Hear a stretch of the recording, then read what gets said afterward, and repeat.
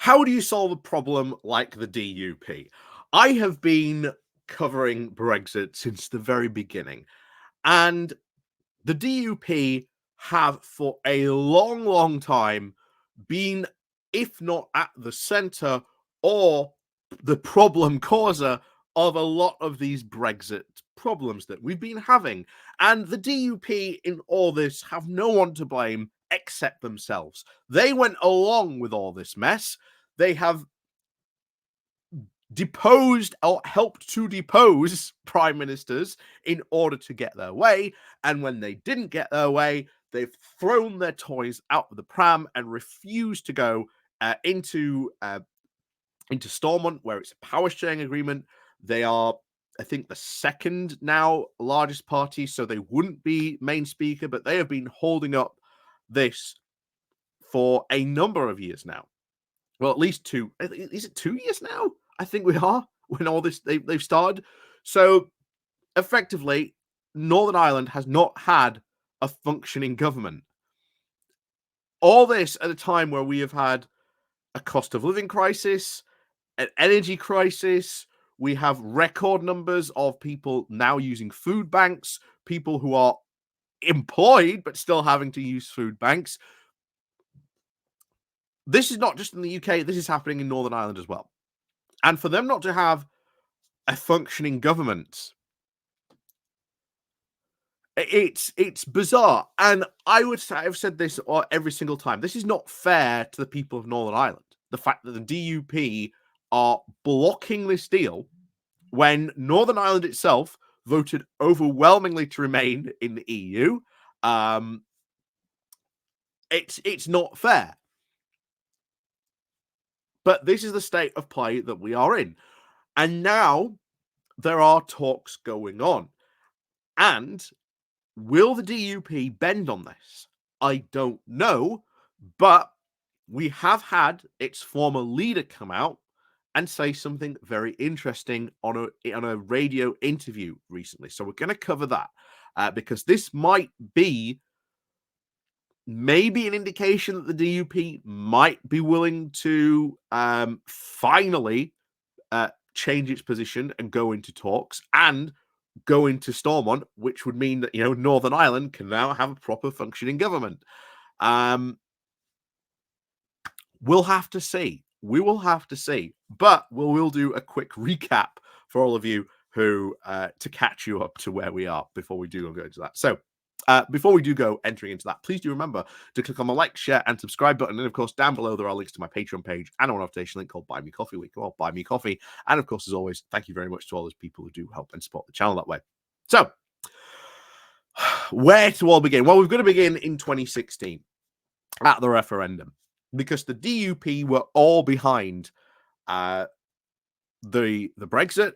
They saw this as an opportunity to finally close the border between the North of Ireland and the Republic of Ireland. As far as they had been concerned, the Good Friday Agreement, being in the EU, was really bad for unionism. And eventually this needed to go. And so backers of Brexit they became. There were big talks about having massive street parties when obviously Brexit finally happened. Of course, those would not happen. But the Brexit supporters, they were. And then, of course, Arlene Foster at the time, after the 2016 disastrous general election for Theresa May, this was when they really became a power player in this Brexit saga. They had been, obviously, their position before had been, look, we want to remain part of sort of the UK. We will not contemplate anything that removes us from that. That is our position. And going into that, they said, we're going to back Theresa May. People forget that that government was technically a coalition government between the Conservatives and the DUP, but that's what happened. Remember, Theresa May literally had to bribe the DUP by giving them a couple of extra a couple of extra £billion going to Northern Ireland just to get them to agree to this. Remember that. So there they had it. It was a majority government. The DUP had a big amount of leverage. And this is when, of course, the ERG, after the big Chequers speech, the ERG came to the DUP and they started, allying with each other, started saying, look, we want a really hard Brexit. We don't want this soft Brexit that's being sold by Theresa May. We want to go hard as possible. And that's eventually what happened. They overthrew Theresa May. They put in Boris Johnson. And of course, Boris Johnson infamously said, I would never even contemplate putting a border down the Irish Sea. That is just absolutely impossible for any British Prime Minister to be able to conceive of. So, of course, what did he do? He immediately threw the DUP onto the bus because, well, he didn't need them anymore after his 2019 general election win, and put a border down the Irish Sea. And ever since then, the DUP have been refusing to go into Stormont, saying that the whole the Irish Protocol, as it was known back then, is this awful and terrible thing that should not be done. Then, of course, out goes Johnson, in comes Rishi Sunak, decides he's going to solve the problem, does the Windsor framework, which does solve some of the legitimate problems that there were with the protocol. Even the EU said, yeah, there are problems with the protocol, but you've got to sit down and negotiate them with us. Rishi Sunak seemed to have actually did that, and we got, of course, the Windsor Protocol out of that. And of course, the DUP still not happy. But news on this front. Will the DUP actually finally bend? Well, this is where we come to the interview that the former leader gave on this. Guy called Peter Robertson. This is what he had to say talking on the BBC Radio Ulster's Talkback programme. So the first thing he said that these negotiations are going to go beyond the end of the year. He said, I don't think that these can go beyond the end of the year without the government having to at least look at some other way of governing Northern Ireland. And that is a big point people have pointed out, because Northern Ireland has been so long without a government.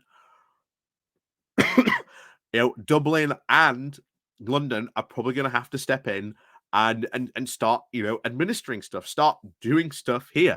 Now, that's not going to make a lot of people in Northern Ireland very happy at all on both sides of the argument, because the people are going to be upset that Dublin's involved, and of course, the people are going to be upset that London is involved in this. So, yeah, that's not going to make a lot of people very happy. However, this is what he's had to say about the Windsor Protocol. So he said, we are at the stage where unionists have to recognize that what we have pushed that we have really pushed this one, that we have a good deal, and not everything that we want, but the rest that we do want. And we are in a position to argue for it, and achieve it using the assembly as our base for doing it. I believe at this moment in time that we are quite there, but we are further steps to take that the government can take, and they hope that they do. So that is hopefulness, in a bit of hopefulness. Maybe they are finally going to say, okay, we didn't get everything that we wanted, but, at least we'll have a government again in Northern Ireland. The worrying part, of course, becomes arguing that they are going to start causing trouble in Stormont to put pressure on more stuff that they want from this deal that they didn't initially get. So that could also be a lot of problems down the road, and of course cause other interesting problems in Northern Irish politics, certainly in Stormont. But will they go back in? I don't know. I do want to stress that, of course, this is the comments of the former leader. He is not speaking on behalf of the DUP. But if that becomes the line, that could be interesting. And also, there was the leader of the UUP had been saying, had responded to him, well, this is what I've been saying for the past 2 years.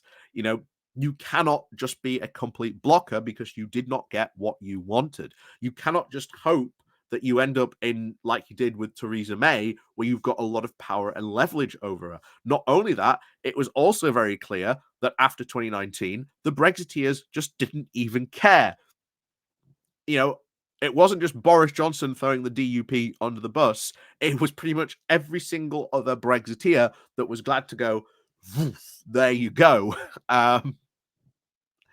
So is this a good sign for Northern Ireland? I hope so. I hope so, because they really, really do need Stormont back up and running. And eventually this may go into a Labour government. It is highly likely this could go into a Labour government. So this is something that Labour also have to be paying attention to at the same time, and also thinking about how do they try and resolve this situation in Northern Ireland as well. I'll tell you now, I think the DUP, knowing that if Starmer's going to get in, that there's two things that either go. They either A, know that the best deal they are probably ever going to get might be from the Conservatives, so maybe they do the deal before that. Maybe they just hold on and say, well, what's Starmer going to give us? Could be a possibility. But then again, we start this whole merry-go-round again, where they just go, well, we're going to refuse to go back into Stormont. And I think this is the point where whoever becomes the minister from Northern Ireland really has to go, well, if the DUP are being such blockers on this, is the type of government, the situation, this power-sharing agreement still fit for purpose? Maybe it's time for some changes. Maybe we have to go to Dublin. Maybe we have to get the US involved, and we talk about this and how we can make these changes so that, Northern Ireland can have a functioning government, so that the DUP can't do this again. We'll see what happens, but hey, I think the DUP are just going to continue in this sheer path of we refuse to go back until we get what we want. Which is a shame, because then, the people of Northern Ireland do not get a functioning government. As we said, when we've had a cost of living crisis, when we've had, coming out of the pandemic, cost of living crisis, energy crisis, you name it, and they've had no functioning government to help take care of that.